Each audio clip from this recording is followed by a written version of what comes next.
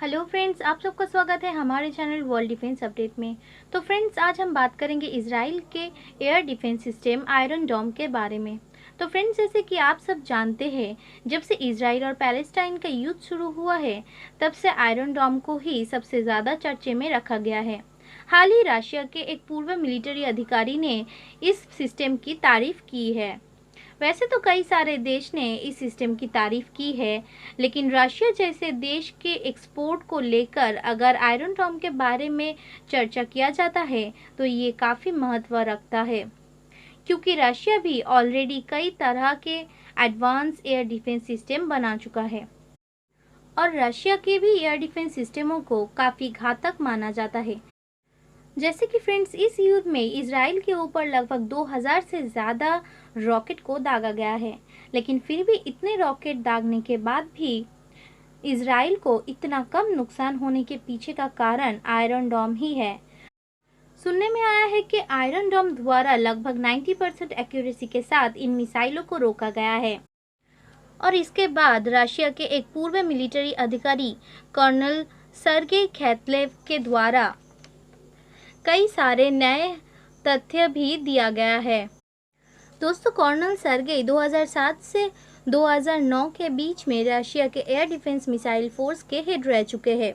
मतलब air defence सिस्टमों के बारे में इनके जानकारी इतना ज़्यादा है कि ये मिसाइल के खासियत के बारे में पूरे तरीके से बता सकते हैं। उनके बयान के मुताबिक आयरन डोम सिस्टम इजराइल के लिए काफ़ी महत्व रखता है। इन सिस्टमों को 2010 में ऑपरेशनल किया गया है और ये मिसाइल सिस्टम शॉर्ट रेंज के मिसाइल, आर्टिलरी सेल और पैलेस्टाइन द्वारा बनाया हुआ होममेड रॉकेटों के खिलाफ एक रैपिड इंटरसेप्शन के रूप में इस्तेमाल होता है। इवन उनके द्वारा ये भी बताया गया है कि आयरन डोम सिस्टम एक अटैकिंग हथियार है जो अपना काम तभी शुरू कर देता है जब दुश्मन का मिसाइल लॉन्च हो रहा है। आयरन डोम के द्वारा बैलिस्टिक मिसाइल के इंफॉर्मेशन को अपने प्रोसेसिंग स्टेशन में प्रोसेस किया जाता है। इसके बाद इसके फ्लाइट ट्रैजेक्टरी को कैलकुलेट किया जाता है। फिर इंटरसेप्शन और टारगेट को डिस्ट्रॉय करने का काम इसका मिसाइल करता है। दोस्तों, कर्नल खैतलेव के मुताबिक 70 किलोमीटर के रेंज में आयरन डोम दुश्मन के टारगेट को लॉक और डिस्ट्रॉय 100% प्रोबेबिलिटी के साथ कर सकता है। मतलब अगर 70 किलोमीटर के रेंज के अंदर कोई भी मिसाइल को दागा गया हो तो उनका ज़मीन पर गिरने का तो सवाल ही नहीं है। उनका तो ये भी कहना है कि इस काम को करने के लिए आयरन डोम को सिर्फ 2 सेकंड का समय मिलता है। मतलब इस 2 सेकंड के अंदर उसे डिटेक्शन और मिसाइल को लॉन्च करना पड़ेगा। उन्होंने अपने बयान में ये भी बताया है कि आयरन डोम मिसाइल के द्वारा अन्य शॉर्ट रेंज के मिसाइल डिफेंस सिस्टम की तरह लो एल्टीट्यूड में मिसाइल को मार नहीं गिराया जाता है, बल्कि आयरन डोम तब मिसाइल पर वार करते हैं जब मिसाइल अपने हाई एल्टीट्यूड में रहता है। मतलब दुश्मन के मिसाइल के ऊपर तब हमला होता है जब वो ज़मीन से सबसे अधिक ऊंचाई पर होता है। इससे ये भी फायदा होता है कि मिसाइल के डिस्ट्रॉय होने पर उससे निकलने वाले मालवा को ज़मीन पर गिरने की संभावना भी कम हो जाता है और कोलैटरल डैमेज भी कम होता है।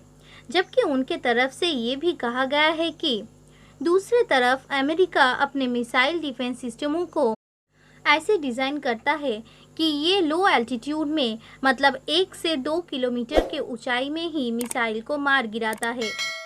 फ्रेंड्स, एक आयरन डोम सिस्टम के पास एक ही समय में 12 टारगेटों को कैच, ट्रैक और डिस्ट्रॉय करने का क्षमता रहता है, जबकि एक आयरन डोम की बैटरी में 3 से 4 लॉन्चर रहता है, जिनमें हर एक लॉन्चर में 12 तमीर इंटरसेप्टर मिसाइल रहता है, जिसमें हर एक मिसाइल की कीमत लगभग $40,000 के आसपास होती है। उनका तो ये भी कहना है कि आयरन डोम के इन्हीं खासियतों के वजह से ये इतना ज़्यादा इफ़ेक्टिव है और इतना ज़्यादा बारीकी से ये दुश्मन के रॉकेटों को तबाह कर रहा है। उनके द्वारा ये भी कहा गया है कि एक आयरन डोम के सिस्टम तकरीबन 150 स्क्वायर फीट किलोमीटर के एरिया को आसानी से प्रोटेक्ट कर सकता है और इसके इफेक्टिविटी भी करीब 90% के आसपास है। फ्रेंड्स, उन्होंने आयरन डोम के मिसाइल के साथ साथ इसके रैडर और इंटरएक्टेड इक्विपमेंट, 5 कंट्रोल कंप्यूटर और एक्यूरेसी के भी रिमाइंड करने वाले मिसाइल के पैथ को कैलकुलेट करने वाले एल्गोरिदम को भी महत्वपूर्ण बताया है। इन सिस्टमों के इतना बेहतरीन होने के वजह से ही आयरन डोम इतना इफ़ेक्टिव है। इसके इतना ज़्यादा इफ़ेक्टिव होने के वजह से ही अमेरिका द्वारा ये परचेज़ किया गया है।